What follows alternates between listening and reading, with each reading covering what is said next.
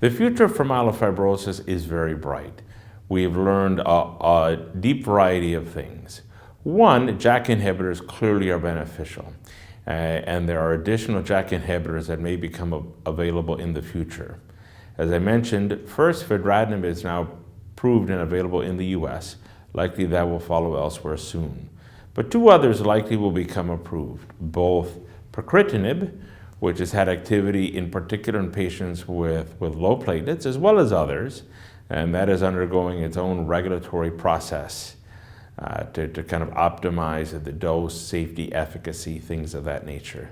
Second is Momelotinib, another JAK1 and JAK2 inhibitor, helps with anemia and thrombocytopenia, and additional studies to complement the completed studies will be launching this in 2020 with the goal of an approval.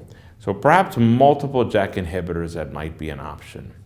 But in addition to JAK inhibitors, there are several additional pathway inhibitors that have shown activity and are really quite intriguing.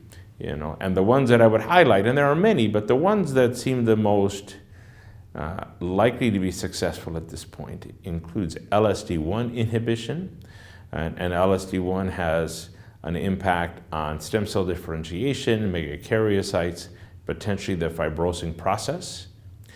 Second, a BET inhibition that may have impact from everything from the fibrosing process to NF-kappa B.